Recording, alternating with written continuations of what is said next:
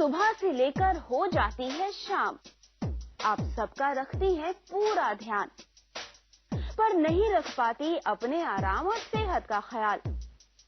वक्त रहते खुद पर भी दे ध्यान, वरना हो सकता है सेहत का बुरा हाल। अपनों का ख्याल रखना बेहद अच्छा लगता है। उनके सुख दुख और सभी जरूरतों को पूरा करने में जो सुख मिलता है, शायद वो किसी और चीज में नहीं मिलता। लेकिन यहाँ पर हमें ये नहीं भूलना चाहिए कि दूसरों के बारे में सोचना और उनका ध्यान रखना अच्छी बात है, लेकिन उससे भी पहले हमारा पहला फर्ज खुद अपना ख्याल रखना है।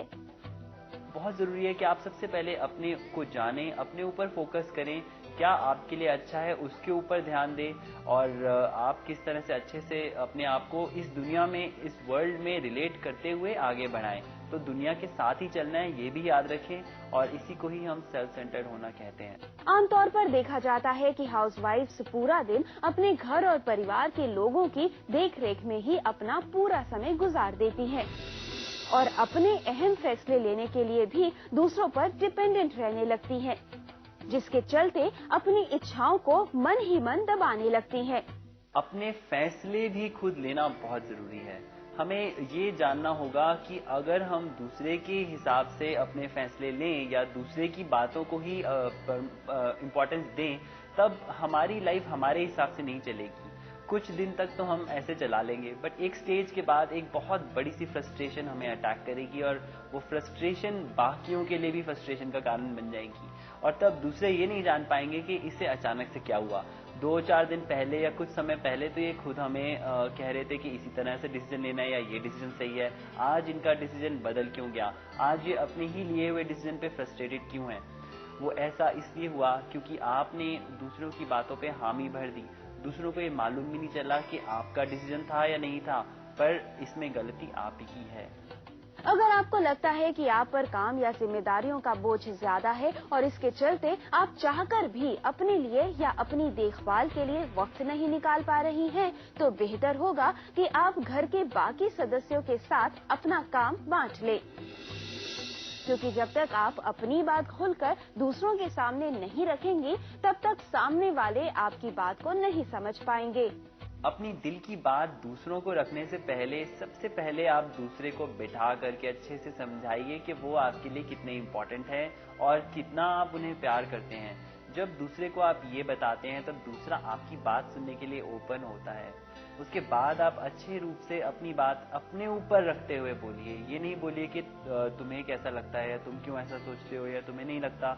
दूसरे को कुछ भी आप ऐसी बात ना कहें कि जो दूसरे के ऊपर हो। अपने ऊपर रखते हुए बात कहिए कि मुझे ऐसा महसूस होता है, मेरे लिए ये सही है, ऐसा मुझे लगता है, और अगर मैं ऐसा करूंगा तो उसका मुझ पे ये इम्पैक्ट होगा, अगर मैं ऐसा करूंगी तो मुझ पे ये इम्पैक्ट होगा। ये अपने ऊपर रखते हुए आप बताइए, और लास्ट में आप दूसरे से हेल्प मांगिए और दूसरे को पूछिए कि तुम्हें कैसा लगता है, या उसको बोलिए कि तुम्हारी मदद मुझे चाहिए इस बात के लिए।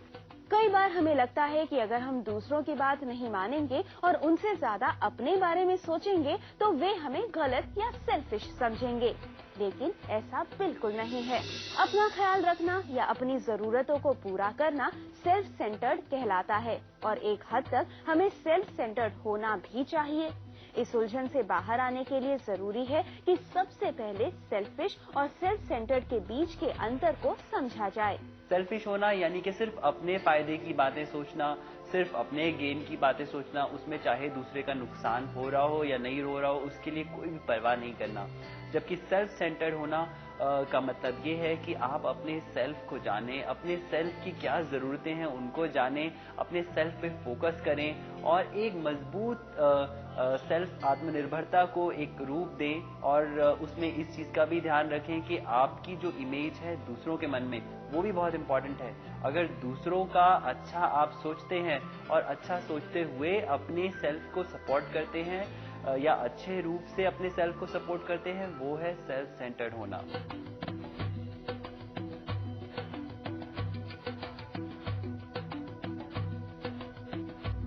हेल्पफुल होना अच्छी बात है, लेकिन दूसरों की हेल्प खुद की जरूरतों को नजरअंदाज करने की शर्त पर नहीं होनी चाहिए। हमें पहले खुद को फिट और हेल्दी रखने में अपनी हेल्प करनी चाहिए। उसके बाद ही औरों की हेल्प के लिए आगे बढ़ना चाहिए, क्योंकि अगर लापरवाही के चलते आप ही बीमार हो गई तो जिन लोगों की आप अब तक मददगार रही हैं, उन्हीं के लिए आप बोझ बन जाएंगी।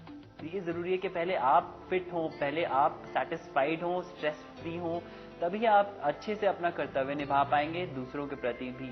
तो जरूरी है कि आप सबसे पहले अपना कन्वीनियंस देखिए, अपना कंफर्ट देखिए। यहाँ पर मैं ये नहीं कह रहा हूँ कि सिर्फ अपना ही गेन देखिए, बट वो बेसिक रिक्वायरमेंट देखिए जो आपको कैपेबल बनाएगी और बेटर से दूसरों को हेल्प करने के लिए। हमेशा याद रखें, ऊपर वाले ने ये अनमोल जीवन हमें जिंदा दिली के साथ जीने के लिए दिया है। हमें अपने फैसले खुद लेने की आजादी और अपने तरीके से जीने का हक दिया है। लेकिन अगर हम खुद ही अपना ख्याल नहीं रखेंगे तो फिर कौन रखेगा? इसलिए दूसरों की हेल्प तो जरूर करें, लेकिन थोड़ा अपने लिए भी सेल्फ सेंटर्ड बने।